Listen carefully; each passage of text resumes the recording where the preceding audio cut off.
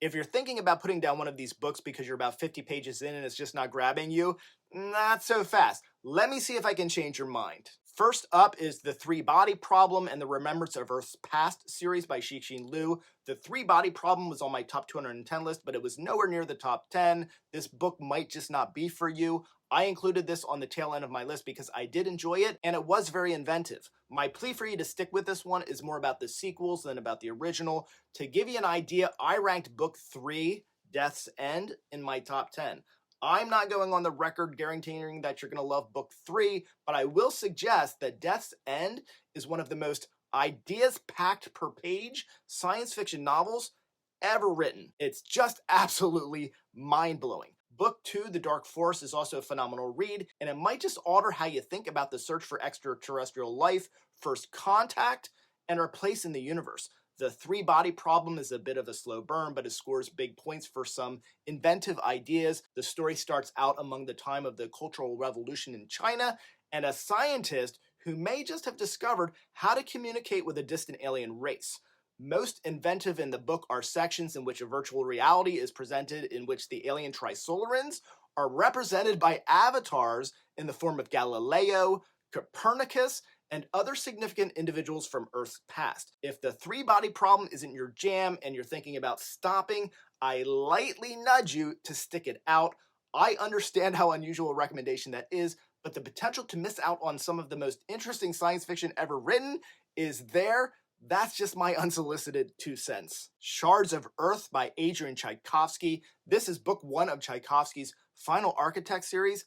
I've been obsessed with the series since Shards came out a few years ago. You can find reviews of the first 2 books, Shards of Earth and Eyes of the Void, on my channel, while book 2 is full-on action throughout. The first 200 pages of Shards really requires strong attention to who the characters are, the different settings, and a number of alien races. I would have had much more success early on if I discovered the glossary at the back of the book, used the glossary, consult it frequently. Tchaikovsky invests a lot of time early on establishing characters and world building at the expense of compelling action. The sacrifice pays off.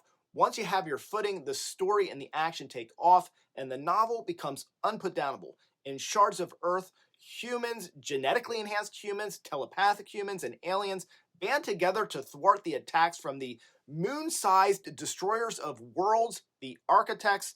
The possibly indestructible Architects destroy inhabited worlds, killing billions in one foul swoop, and rearrange the mass of planets into what is described as sculptures resembling flowers.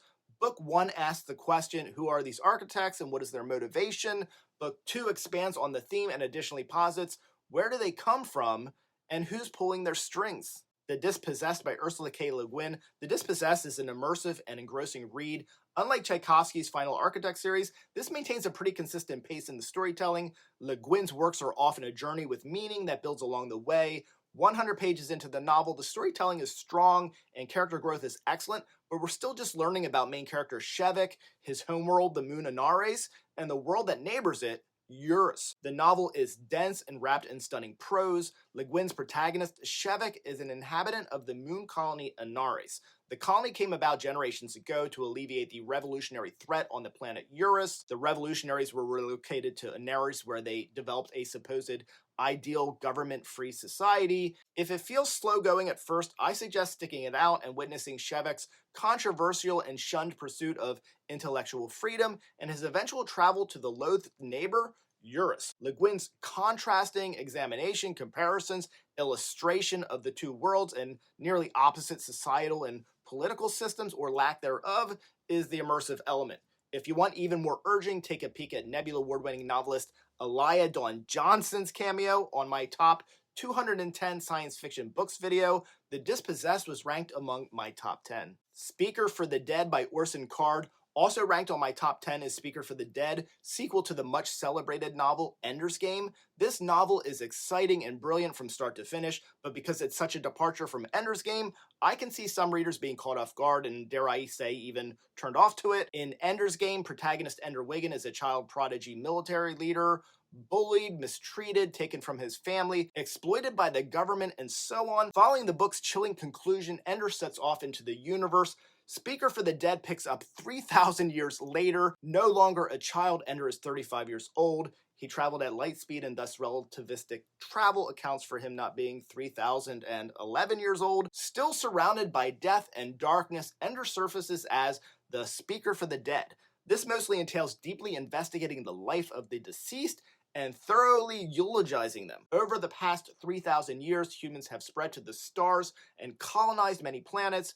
Ender ends up on one of these planets, Lusitania. Most interesting about this colony is the native sentient species, the pequeñinos or piggies, who live in the forest and have an interesting connection to the trees. I think if you loved Ender's Game because you loved Ender Wiggin and you got to know him and empathized with him, and you give yourself the time to work through the disorientation of this time leap and new cast of characters and aliens, you will love the sequel just as much or more than the original. Ancillary Justice by Leckie. This is a good one to end with. Like Shards of Earth, it takes a few pages to get into this. In Ancillary Justice, this happens a little bit quicker. Like the other series on this list, this is also a great series. And once you get your footing, you've got hundreds of pages worth of excellent reading ahead of you over the course of the full series. Ancillary Justice is book 1 of Leckie's Imperial Reich series. The initial difficulty with AJ, as the cool kids call it, is the unique, for its time, concept of sentient spaceships and ancillaries. There's a lot of character and setting confusion because Leckie dumps us right into a foreign world and introduces characters, some of who are independent and others who are not. Those who are not are ancillaries, or basically human avatars for the sentient intelligence. Adding to the confusion is the prevalence of she, her pronouns and the exclusion of he, him pronouns. The confusion would be frustrating if not for the satisfaction that you'll feel recognizing that you've embarked on something really brilliant. 25 pages in my first time reading it, I thought I might try something else and then come back to this. I noticed that I was about 30 pages in and I had no idea what I read, and I had no idea what was going on. I kid you not, I reread the first 20 pages 2 more times before returning to approximately page 30, and then I was good to go.